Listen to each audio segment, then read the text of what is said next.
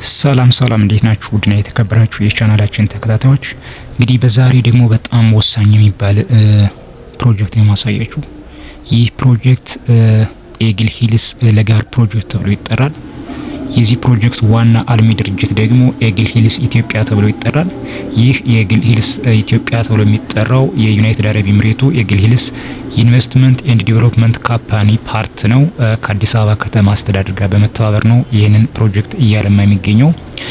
ፕሮጀክቱ የሚገኘው ለገሃር ዲስትሪክት ወይም ደግሞ ለገሃር ተብሎ በሚጠራው አካባቢ ነው። እንግዲህ ይህ ቦታ በፊት የአዲስ አበባ ባቡር ስቴሽን በመሆን ሲያገለግል የነበረ ቦታ ነው። አሁን ላይ ግን ይህ ታሪካዊ ቦታ በሌላ ትልቅና ግዙፍ በሆነ ፕሮጀክት እየለማ ነው ያለው። ይህ ፕሮጀክት እንግዲህ ሙሉ በሙሉ ተሰርቶ ሲጠናቀቅ ቀጣዩ የአዲስ አበባ ዳይናሚክ ዳውንታውን ይሆናል ተብሎ ነው የሚጠበቀው።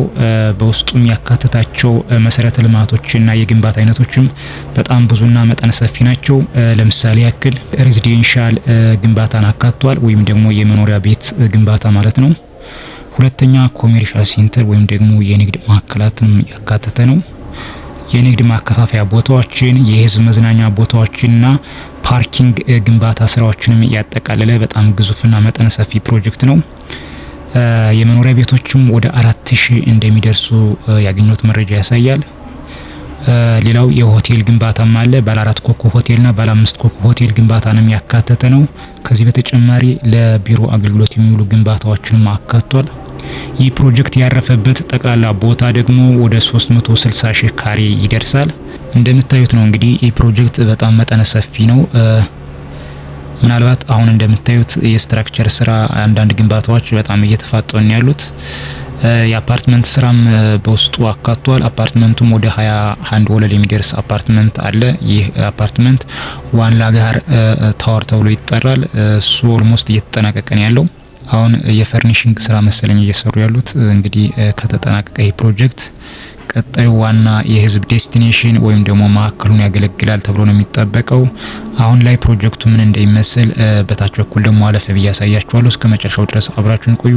ለቻናላችን አዲስ የሆናችሁ ቻናሉን ሰብስክራይብ፣ ቪዲዮን ደግሞ ላይክ እያደረጋችሁ ጀምሩት። ከዚህ በተጨማሪ ሌላ ያልነገርኳችሁ ነገር ደግሞ ምንድነው፣ ይህ ፕሮጀክት ከተጀመረ በጣም ቆይቷል። ኦልሞስት ወደ 7 አመታትን አስቆጥሯል። የተጀመረው ኖቬምበር 20 2018 ነው በፈረንጆች አቆጣጠር ማለት ነው። አሁን ያው እንደምታውቁት 2025 ነው። which means 7 አመትን አስቆጥሯል። በጣም የዘገየ ፕሮጀክት ነው። የዘገየበት ዋና ምክንያት ደግሞ እንግዲህ የፋይናንስ ችግር እንደሆነ ነው የሰማሁት። ምናልባት እንግዲህ ፕሮጀክቱ በቀጣይ አመታት ውስጥ ይጠናቀቃል ተብሎ ይጠበቃል። ከዚህ በኋላ ምን ያክል ጊዜ እንደሚቆይ ግን ትክክለኛው መረጃ የለኝም፣ ግን በቅርቡ እንደሚጠናቀቅ ነው የሰማሁት። ለማንኛውም ጉዟችን ይቀጥላል። ደግሞ እስኪ በዚህ በታች በኩል አለፍ ብለን ያለውን ሁኔታ እንቃኛለን።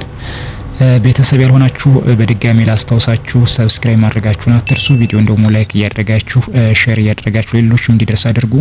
ቀጣይ በሌላ ወሳኝ በሆኑ ቪዲዮዎች ተመልሰን እስክንገናኝ በያላችሁበት የዓለም ዳርቻ ሁሉ ሰላምና ጤና ከእናንተ ጋር ይሁን።